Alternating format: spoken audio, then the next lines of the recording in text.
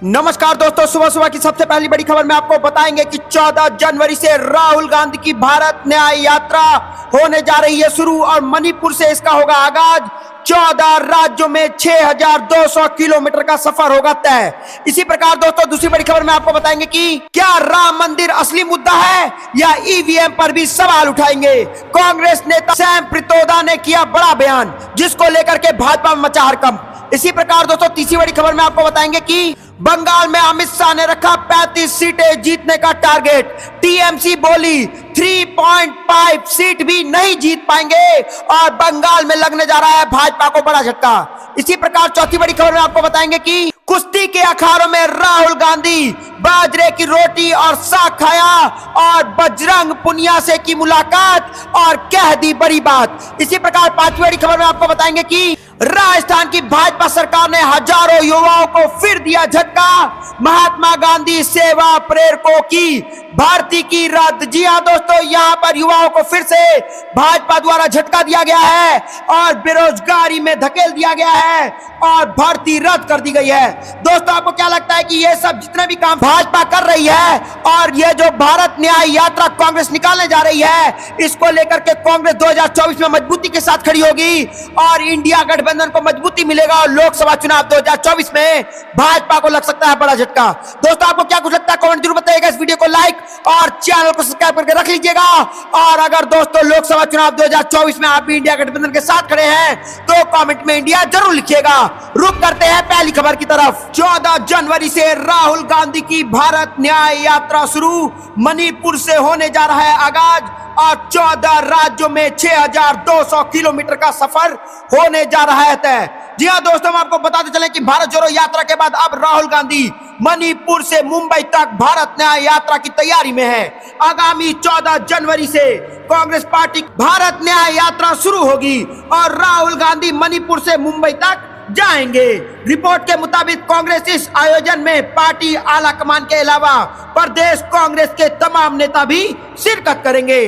Party के कार्यक्रम से जुड़े रिपोर्ट के मुताबिक राहुल गांधी भारत जोड़ो यात्रा की तर्ज पर ही जनसंपर्क की नई कवायद कर रहे हैं। पूर्वोत्तर भारतीय प्रदेश मणिपुर से 14 जनवरी को शुरू होने वाली यात्रा 20 मार्च को खत्म होगी और कांग्रेस महासचिव केशव वेणुगोपाल ने बताया है कि यात्रा के दौरान युवाओं, महिलाओं और हाशिए पर मौजूद लोगों से बातचीत करने का प्रयास किया जाएगा। उन्होंने कहा कि कई प्रदेशों से गुजरकर इसे पहले भारत जोड़ो पद यात्रा के बाद राहुल गांधी और कांग्रेस के पास बड़ा अनुभव हुआ है। वेणुगोपाल ने कहा कि भारत न्याय यात्रा 6200 किलोमीटर की दूरी तय करेगा।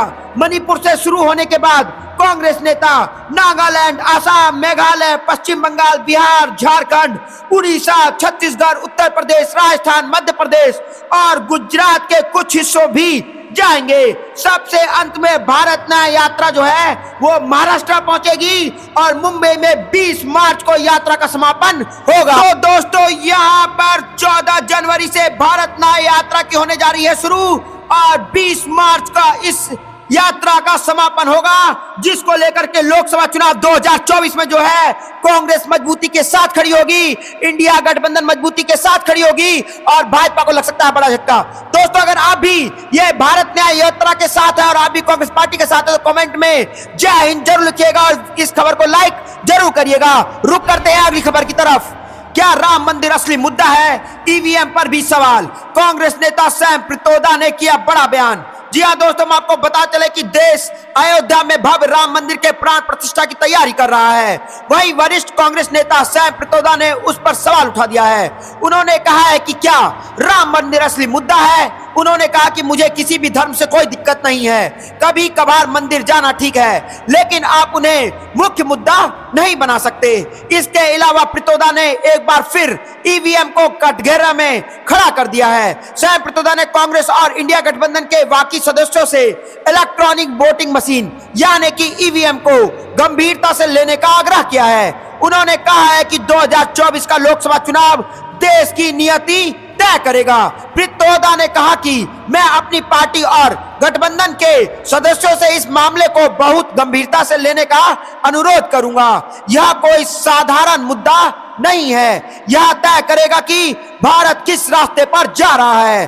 उन्होंने कहा कि चुनाव पर नागरिक आयोग की एक रिपोर्ट है, अगर आप रिपोर्ट पढ़ेंगे तो आपको पता चलेगा कि यह मुद्दा कितना गंभीर है। इस रिपोर्ट पर 6500 नागरिकों ने हस्ताक्षर किए हैं क्योंकि वीवीपैट पर अविश्वास है। तो दोस्तों, सैम पित्रोदा ने कहा है कि ईवीएम पर सवाल राहुल गांधी भी हैं। मेरे इनसे इस मामले पर हुई है। उन्होंने इंडिया गठबंधन की बैठक में यह मुद्दा उठाया भी।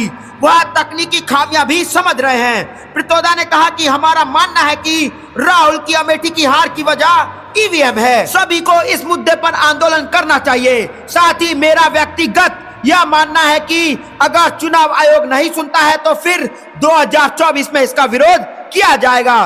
तो दोस्तों, यहाँ पर ईवीएम पर फिर उठ गया है बड़ा सवाल और कांग्रेस के नेता सैम पित्रोदा ने कह दिया है कि ईवीएम में घोटाला हो सकता है, किया जा सकता है और वीवीपैट पर हमें भरोसा नहीं। दोस्तों, अगर आपको भी लगता है कि ईवीएम को हैक किया जा सकता है तो कमेंट में जरूर बताइएगा। इस वीडियो को लाइक जरूर करिएगा। रुक करते हैं अगली खबर की तरफ। बंगाल में अमित शाह ने रखा 35 सीट जीतने का टारगेट। टीएमसी बोली 3.5 सीट भी नहीं जीत पाएंगे। जी हां दोस्तों, आपको पता चले कि केंद्रीय गृह मंत्री अमित शाह और भाजपा अध्यक्ष जेपी नड्डा ने मंगलवार को पश्चिम बंगाल का दौरा किया। इस दौरान दोनों नेताओं ने आगामी लोकसभा चुनाव के लिए पार्टी की तैयारी का आकलन करने से पहले कोलकाता के कालीघाट मंदिर में पूजा की। अपने एक दिवसीय इस दौरे पर अमित शाह ने पश्चिम बंगाल में 35 से ज्यादा लोकसभा सीटें जीतने का लक्ष्य रखा है। अमित शाह ने इस लक्ष्य पर टीएमसी ने निशाना साधा है।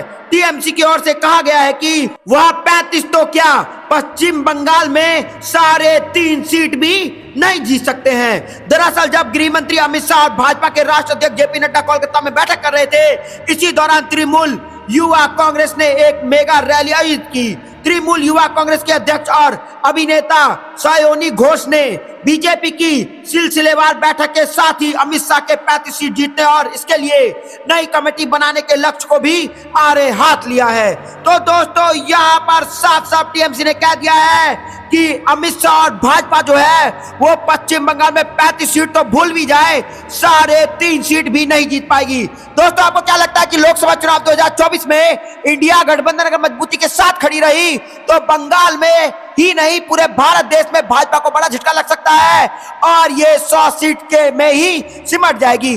आपको जो भी कुछ लगता है कमेंट जरूर बताइएगा। इस वीडियो को लाइक जरूर करिएगा। रुक करते हैं अगली खबर की तरफ। कुश्ती के अखाड़ों में राहुल गांधी, बाजरे की रोटी और साग खाया और बजरंग पुनिया से की मुलाकात। जी हाँ दोस्तों, आपको बता चले कि बहादुरगढ़ के गांव छारा स्थित लाल दिवनन चंद अखाड़े में बुधवार सुबह करीब 6:15 बजे कांग्रेस नेता राहुल गांधी ने पहुंचकर पहलवानों से चर्चा की है। पहलवान बजरंग पुनिया भी इस दौरान उनके साथ थे। इस अखाड़े में ही ओलंपिक बजरंग पुनिया और पहलवान दीपक पुनिया के बीच बचपन में कुश्ती का अभ्यास शुरू किया था।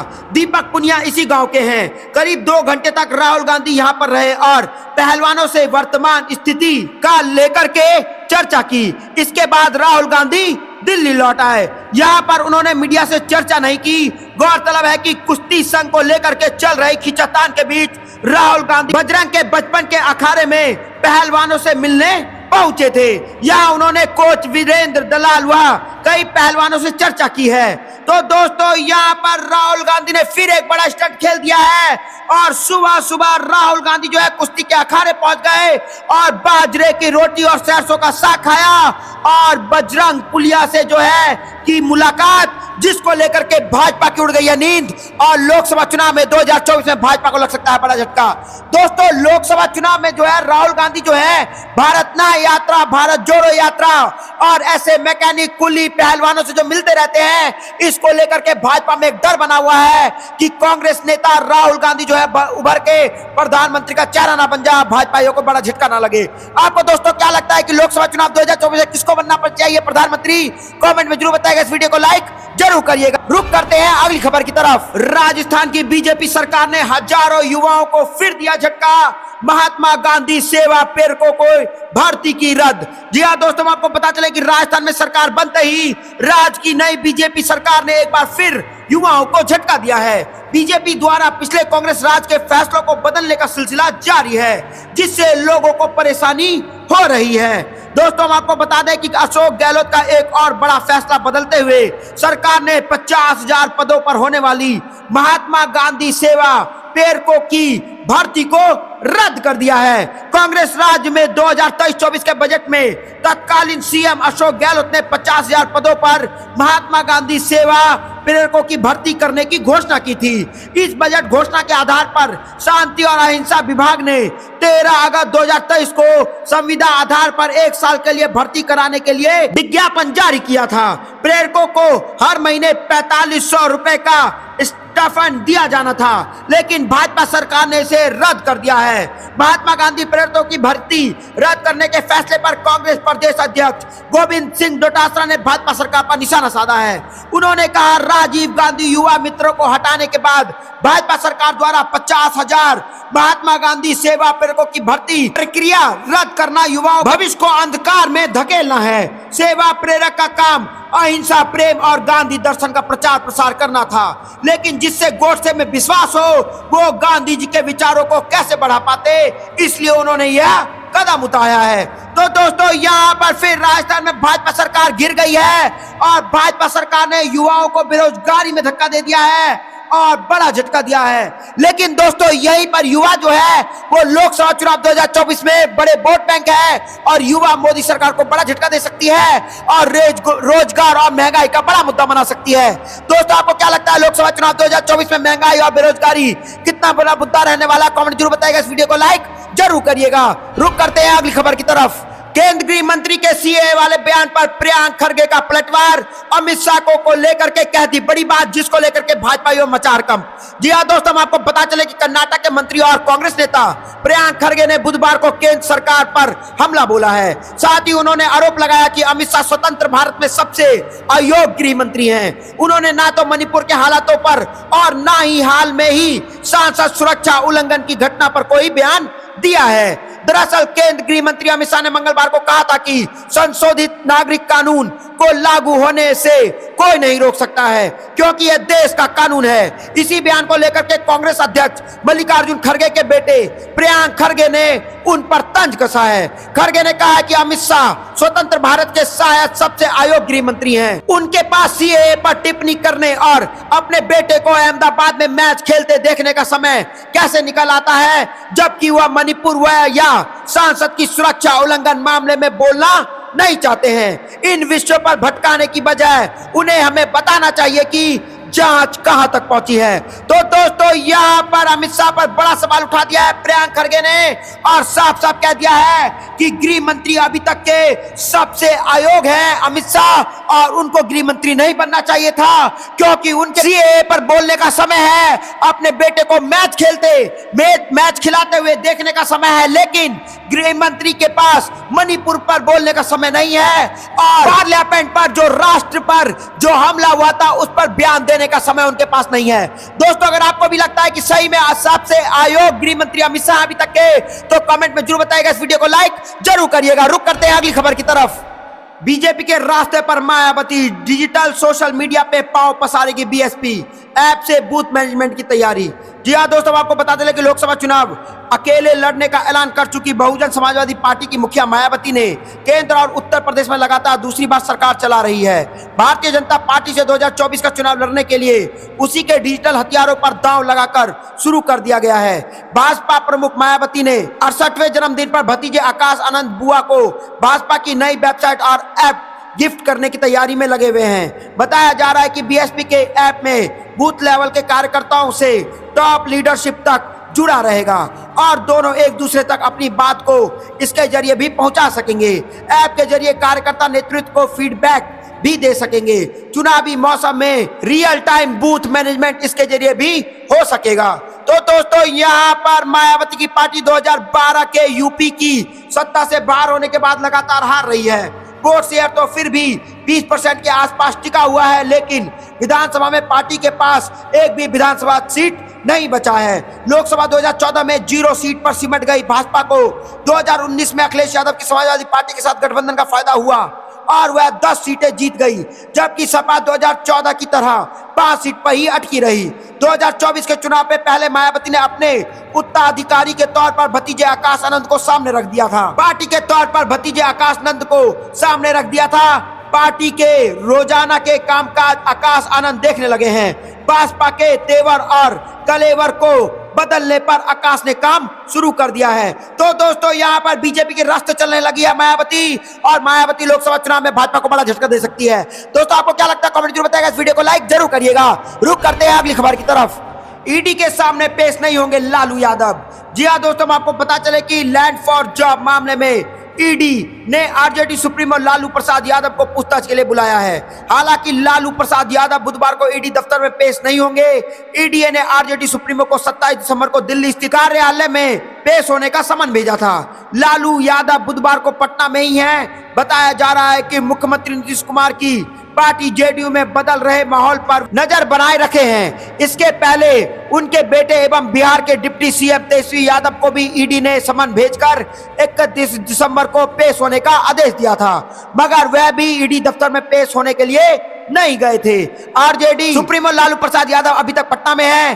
अमूमन जब भी कोर्ट में पेशी की तारीख होती है तो वह एक दिन पहले ही पटना से दिल्ली चले जाते हैं, मगर वह मंगलवार को दिल्ली नहीं गए।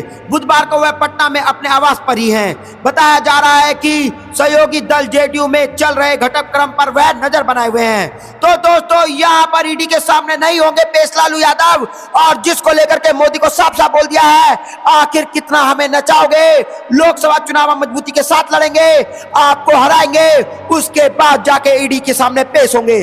दोस्तों आपको क्या लगता है कि लोकसभा चुनाव से पहले मोदी सरकार जो है वो सीबीआई ईडी को कंट्रोल कर रही है और सारे नेताओं को फंसाना चाहती है? आपको जो भी कुछ लगता है कमेंट जरूर बताइएगा। इस वीडियो को लाइक जरूर करिएगा। रुक करते हैं अगली खबर की तरफ। पार्टी से निकला तो 40,000 करोड़ के घोटाले का कर दूंगा पर्दाफाश, भाजपा विधायक की चेतावनी। जी हाँ दोस्तों, आपको पता चले कि असंतुष्ट भाजपा विधायक वसन गौड़ा पाटिल यत्नाल ने मंगलवार को अपनी पार्टी को चेतावनी दी है कि अगर उन्हें पार्टी से निकाला गया तो वह कोविड-19 महामारी के चरम के दौरान कर्नाटक में बीएस येदियुरप्पा के नेतृत्व वाली भाजपा सरकार में 40,000 करोड़ रुपए की कथित घोटाले का पर्दाफाश करेंगे। उनके बयान पर त्वरित कर प्रतिक्रिया देते हुए मुख्यमंत्री सिद्धरामैया ने कहा कि येदियुरप्पा के मुख्यमंत्री रहने के दौरान हुआ अनियमितताओं के बारे में यत्नाल के आरोप उनके आरोप का प्रमाण है कि भाजपा शासन के दौरान राज्य में 40% कमीशन की सरकार थी। यत्नाल ने कहा, कर्नाटक में भाजपा सरकार ने कोविड के दौरान भारी भ्रष्टाचार किया है। वह मुझे नोटिस दे और मुझे पार्टी से निकालने की कोशिश करें, मैं उन्हें बेनकाब कर दूंगा। यत्नाल ने येदियुरप्पा और उनके परिवार के खिलाफ खासकर उनके दूसरे बेटे बीवाई विजेंद्र को अपने भाजपा का प्रदेश अध्यक्ष बनाए जाने के बाद हमला बोला है। उन्होंने कहा है कि भाजपा सरकार के दौरान कोरोना प्रबंधन में बड़े पैमाने पर भ्रष्टाचार हुआ था। तो दोस्तों यहाँ पर खुद बीजेपी के विधायक ने भाजपा को धमकी दी है कि अगर मुझे भाजपा से निकाला गया तो मैं 40,000 करोड़ रुपए के घोटाले का पर्दाफाश कर दूंगा और सरकार को फंसा दूंगा। दोस्तों आपको क्या लगता है कि ये तो सिर्फ एक घोटाला, ऐसा बड़े घोटाला भाजपा ने कर रखा है? तो कमेंट में जरूर बताइएगा। और आपको भी ऐसा लगता है कि लोकसभा चुनाव 2024 में इंडिया गठबंधन की जीत के बाद बुरी तरीके से घोटाले में फंस जाएगी भाजपा? आपको जो भी कुछ लगता है कमेंट जरूर बताइएगा। इस वीडियो को लाइक जरूर करिएगा। रुक करते हैं अगली खबर की तरफ। भाजपा नेता के मुर्गी फार्म पर पुलिस का छापा, अवैध शराब की 40,000 बोतलें हुई बरामद। जी हाँ दोस्तों, हम आपको बताते चले कि केरल पुलिस ने मंगलवार को एक स्थानीय भाजपा नेता और उनके साथी के मुर्गी फार्म पर छापा मारा है। इस दौरान वह बनाए गए एक गोदाम में अंदर बने कमरे से 14,000 से ज्यादा अवैध विदेशी शराब की बोतलें बरामद हुई हैं। वहीं 2,400 लीटर से ज्यादा स्प्रिट जब्त मिला है, जिसे पुलिस ने जब्त कर लिया है। पुलिस ने आरोपियों को भी गिरफ्तार कर लिया है। जानकारी के अनुसार पुलिस को इस मामले की सूचना मिल रही थी। इसके बाद कार्रवाई करते हुए केरल पुलिस ने स्थानीय भाजपा नेता और पूर्व पंचायत सदस्य 50 वर्षीय लालू और उनके साथी को गिरफ्तार कर लिया है। और लाइसेंस के बगैर ये पूरा धंधा चल रहा था और यहाँ पर भाजपा नेता की हो गई है पर्दाफाश और भाजपा नेता के मुर्गी फार्म पर पुलिस ने कर दिया है छापा और अवैध शराब की 14,000 बोतलें हो गई हैं बरामद। दोस्तों, आपको क्या लगता है कि भाजपा तो इससे बड़ा घोटाला कर चुकी है? ये तो एक छोटा सा पार्ट है। आपको जो भी कुछ लगता है कमेंट जरूर बताइएगा। और आपको भी ऐसा लगता है दोस्तों कि लोकसभा चुनाव 2024 में महंगाई और बेरोजगारी बड़ा मुद्दा रहने वाला है और इंडिया गठबंधन की होगी जीत, और इंडिया गठबंधन की जीत के बाद भाजपा के घोटाले सामने आएंगे? आपको जो भी कुछ लगता है दोस्तों कमेंट जरूर बताइएगा। इस वीडियो को लाइक जरूर करिएगा, कमेंट में जय हिंद जरूर लिखिएगा। जय हिंद, जय भारत।